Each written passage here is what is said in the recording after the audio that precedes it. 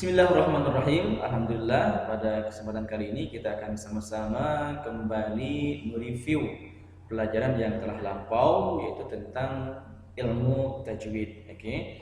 Dan insya Allah untuk pembelajaran kali ini kita akan mengawalinya dari dasar. Baik, kita bisa lihat di sini.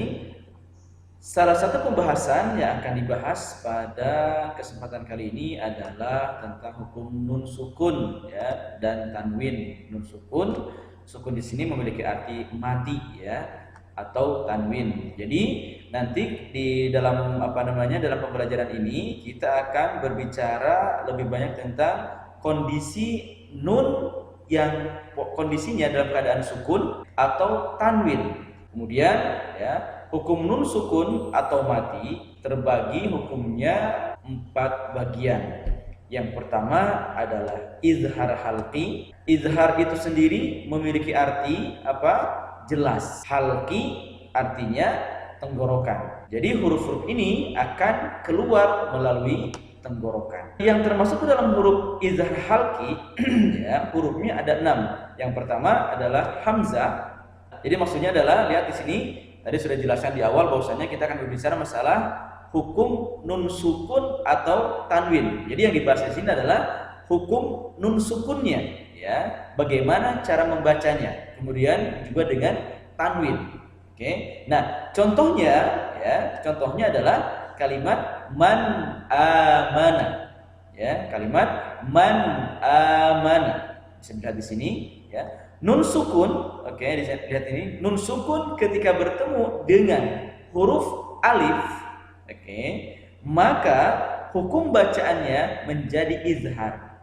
Jelas ketika pembacaan huruf nun sukunnya. Jadi coba bisa dilihat, didengarkan baik-baik. Man amana.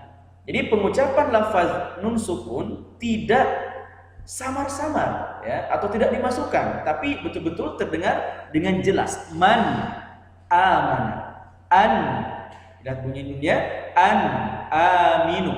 Jadi bukan aminu ya, dan seterusnya. Kenapa? Karena nun sukun bertemu dengan huruf alif. Oke. Yang kedua ya, huruf izhar halqi adalah ain. Ya, contohnya misalkan dalam kalimat an'amta.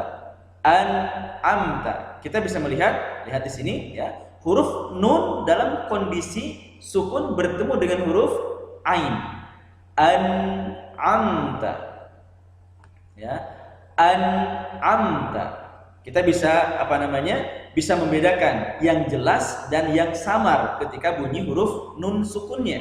Ya, kalau yang jelas an'a. Tapi kalau yang samar-samar, misalkan an'a, ya, an'a, ya, seperti itu. Jadi dibaca nun sukunnya harus terdengar jelas. Kemudian selanjutnya, ya, yang ketiga yang termasuk huruf izhar halqi adalah huruf ghain. Contohnya min ghillin. Jadi nunnya lagi-lagi ya, karena kita ngebahas masalah nun sukun, maka apa? Lihat, bunyi nun sukunnya harus terbaca dengan jelas, tidak disamarkan atau tidak mendengung. Min ghillin ya. Kemudian huruf yang keempat adalah ha ya. Dan di sini huruf ha dalam kalimat ghafurun halim. Coba dengarkan baik-baik. Ghafurun halim ya. Tanwin dhammatain di sini, lihat di sini, dhammatain tanwin di sini ketika bertemu dengan huruf ha, maka apa? Bunyi daripada tanwinnya harus terdengar dengan jelas. Maka ya, lihat di sini, ketika ada tanwin ya bertemu dengan huruf ha, maka hukum bacaannya menjadi izhar halqi. Ya, selanjutnya huruf yang kelima dari izhar halqi adalah huruf kha ya. Contoh kalimatnya min khaufin ya. Lagi-lagi ya, harus diingatkan juga bahwasanya ketika melafazkan nun sukun maka tidak boleh dipantulkan. Contoh yang salah misalkan min ghillin, khaufin. Apanya yang salah? Ya, bunyi nunnya harusnya apa namanya? Jelas min khaufin menjadi apa? Min khaufin. Ada qalqalahnya, mantul, ada pantulan, maka itu tidak diperkenankan, tidak boleh. Ya. Contoh yang kelima ini adalah min khaufin. Ya, lagi min khaufin.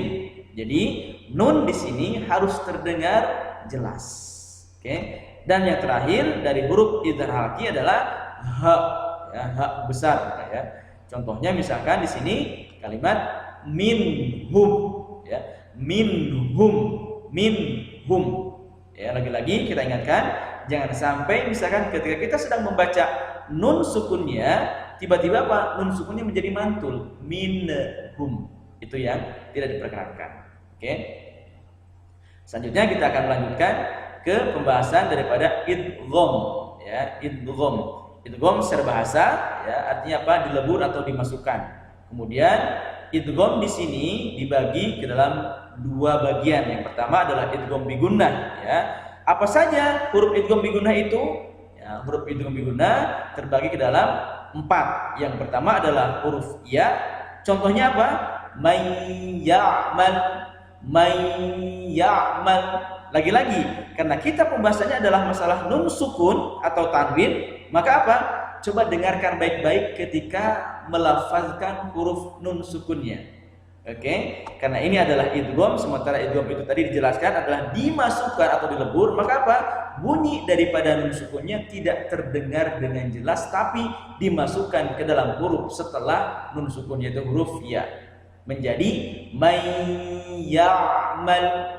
Ya, sekali lagi may ya'mal. Seperti itu. Oke, dan di sini karena di sini adalah idgham bi gunnah, maka ya harus dengan gunnah. May ya'mal. Oke. Yang kedua dari huruf idgham bi gunnah adalah huruf mim ya. Contoh dalam kalimat fadlam mi ya, fadlam mi, tanwin bertemu dengan huruf mim. Oke, maka langsung dileburkan fadlam mi ya, seperti itu. Kemudian selanjutnya yang ketiga adalah huruf nun. Oke, contoh kalimatnya adalah misalkan wa man nu'ammirhu, wa man nu. Jadi yang terbaca sebenarnya di sini bukan nun yang pertama tapi yang kedua. Kenapa? Lagi-lagi kembali kepada makna daripada idgham, artinya dileburkan, dimasukkan. Jadi nun yang pertama tidak terbaca, ya, tidak dibaca tapi dimasukkan kepada nun yang selanjutnya, itu nun yang kedua. Man wa man nu'ammirhu. Jadi langsung dimasukkan. Dan yang keempat, yang terakhir dari huruf idgham bi gunnah adalah huruf wawu. Contohnya apa? Min waraihim. Jadi lagi-lagi nunnya tidak terbaca dengan jelas tapi dimasukkan ya, dileburkan ke dalam huruf wawu. Ya. Kemudian idgham yang kedua tadi bi gunnah, oke. Yang kedua adalah idgham bila gunnah. Dari segi arti, oke, bi artinya dengan, la artinya tidak, gunnah artinya gunnah, dengung. Maka idgham yang kedua ini berbeda dengan idgham yang pertama. Kalau idgham yang pertama harus dengan gunnah, sementara idgham yang kedua tidak harus dengan gunnah. Bukan tidak harus tidak dengan gunnah. Oke, hurufnya cuma dua saja. Yang pertama adalah lam, oke. Contohnya milladunka, milladunka. Oke. Kemudian yang kedua adalah huruf ro. Contohnya apa? Mir rabbihim, mir rabbihim. Jadi nunnya tidak terbaca, tapi langsung dimasukkan ke dalam huruf ro. Jadi yang dibaca adalah huruf ro-nya. Yang nampak, yang terdengar adalah bunyi huruf ro. Begitu juga di kalimat yang pertama ya, milladunka, jadi huruf nunnya tidak terbaca. Kenapa? Karena dileburkan ke dalam huruf setelahnya yaitu huruf lam, menjadi milladunka. Baik. Selanjutnya tadi ya, hukum nun mati atau tanwin, tadi ada idhar, halqi, idgham, kemudian yang ketiga adalah ikhfa hakiki.